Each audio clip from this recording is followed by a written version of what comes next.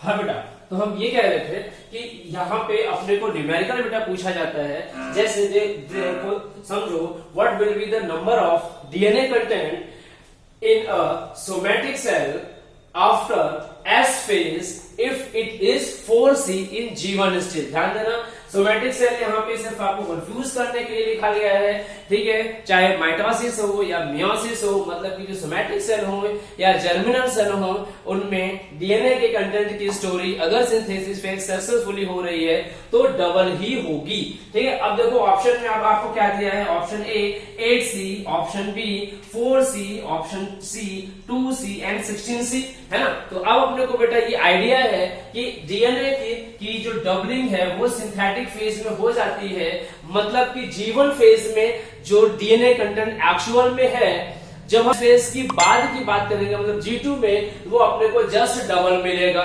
तो अगर DNA content C रहा हो तो इसका डबलिंग हो जाएगा, ठीक है।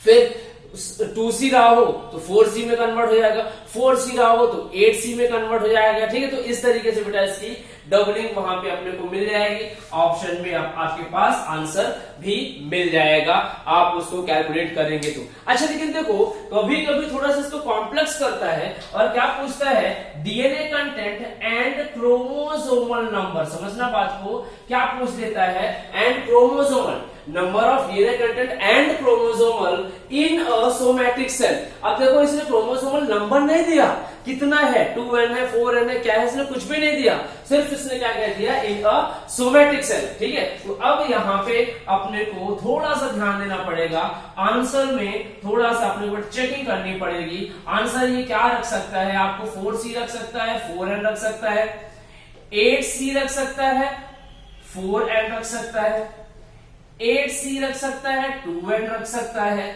और यहाँ पे आपको 2C एंड 8n रख सकता है, ठीक है। तो यहाँ पे एज ऑप्शन जाइएगा तो क्रोमोसोमल नंबर नहीं बदलते, क्रोमोसोमल नंबर नहीं बदलते, सोमैटिक सेल है, मतलब डाइप्लॉइड कंडीशन की सेल है, क्रोमोसोमल नंबर 2n ही रहेंगे और डीएनए कंटेंट 4C से डबल हो जाएगा, ठीक है। तो यहाँ पे आपके पास ऑप्शन मिल जाएगा 8C एंड 2n कंडीशन की सेल।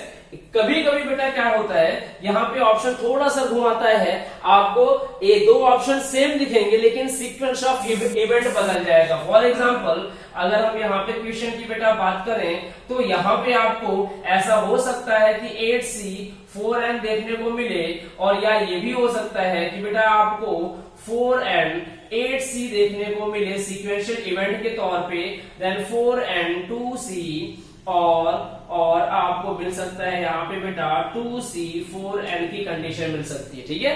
तो यहाँ पे बस आपको इवेंट्स चेक करने हैं। जैसे देखो यहाँ पे भी 8C दिया है, डीएनए कंटेंट डबल हुआ, यहाँ पे भी देखो डबल हुआ। क्रोमोसोमल नंबर की चलो बेटा बात करते हैं, सॉरी यहाँ पे हम 2n रख सकते हैं, ऑप्शन हमारे करेक्ट हो जाएंगे, नहीं तो फिर all options are incorrect condition में हो जाता, ठीक है। अब देखो क्रोमोसोमल नंबर यहाँ पे भी डाइप्लॉइड कंडीशन, यहाँ पे भी डाइप्लॉइड कंडीशन। तो सर अब हम किसको चूज करें, हम बेटा इवेंट्स के पास चलते हैं। पहले क्या पूछा था, डीएनए कंटेंट, फिर क्या पूछा है, क्रोमोसोमल नंबर। तो डीएनए कंटेंट पहले अपने को किसमें मिल रहा है, 2C वाला, पिकोग्राम वाला ना, 2C है ना। तो अपने को क्या मिल गया, यहाँ पे डीएनए कंटेंट बेटा डबल हो गया, क्रोमोसोमल नंबर सेम रह गया। तो एज ऑप्शन यहाँ बेटा ये काउंट हो जाएगा, ठीक है। This is all about the cell cycle and its question, ठीक है, इट्स न्यूमेरिकल्स एंड ऑल। एक पॉइंट और बेटा बचता है, that is called quiescent stage. ये क्विसेंट स्टेज क्या होती है, तो बेटा हम आपको बता देते हैं। सेल साइकिल में ये जो भी सीक्वेंशियल इवेंट्स हो रहे होते हैं हमेशा कॉन्टिन्यू मैनर में नहीं होते, कभी कभी ऐसा होता है कि सेल को डिवाइड करने के लिए सिग्नल ही नहीं मिलता, क्योंकि बिना सिग्नल के तो सेल डिवाइड हो नहीं सकती ना बेटा, है ना। तो इसको सिग्नल नहीं मिलता, जिसके कारण से सेल जिस स्टेज में वहीं पर रुक जाती है, मतलब सेल का फॉर्मेशन तो हुआ, सेल में मेटाबॉलिक एक्टिविटी भी हो रही है, बट वो डिवाइड नहीं होगी। ऐसे स्टेज में अपने को कोई चेंजेस नहीं दिखते, तो अपन उसको क्या बोलते हैं, G0 स्टेज या क्विसेंट स्टेज। ध्यान में देना, G0 या क्विसेंट स्टेज। अब देखो सेल पे डिपेंड है, ज्यादातर कंडीशन में क्या रहती है, cell cycle remain suspended condition में रहेगी, क्योंकि G0 स्टेज को अभी सिग्नल नहीं मिल रहा है, ठीक है। लेकिन कुछ स्पेशल केस जो है न्यूरॉन सेल का या नर्व सेल का, वहां पे G0 स्टेज से कभी सेल बाहर नहीं आती, या ये कह लो कि वो सेल साइकिल से एग्जिट कर जाती हैं, है ना, क्योंकि वो कभी भी डिवाइड ही नहीं होती है, उनमें केवल ग्रोथ होता रहेगा। ठीक है, तो याद रखना G0 स्टेज को भी नहीं भूलना, G0 से भी बेटा क्वेश्चन कई बार पूछा गया है। ऐसे ही अलग अलग नाम है, G1 स्टेज का भी बेटा नाम हो सकता है पोस्ट डिवाइडिंग फेज या pre synthetic phase, S phase का नाम हो सकता है बेटा post G1 phase, pre G2 phase, G2 phase का नाम हो सकता है बेटा post synthetic phase, pre dividing phase. तो ऐसे अलग अलग नाम है, बट उससे आपको परेशानी नहीं होनी है। ठीक है, कभी कभी आपको एक डायग्रामेटिक अंतर मिलेगा जिसमें G1 स्टेज का पार्टीशन बड़ा रहता है, S का छोटा, कभी कभी S का बड़ा, G1 का छोटा। वो डिपेंड करता है कि सेल की मेटाबॉलिक रेट किस तरीके से चल रही है, सेल रुक रही है डिवाइड होने के बाद या कॉन्टिन्यूसली डिवीजन पे जा रही है। ठीक है, वेल अल्टीमेटली अगर हम यहाँ पे देखें तो अभी आज अपन ने बेटा डिस्कस किया है सेल साइक्लिक इवेंट के बारे में, सेल डिवीजन अगली क्लास में।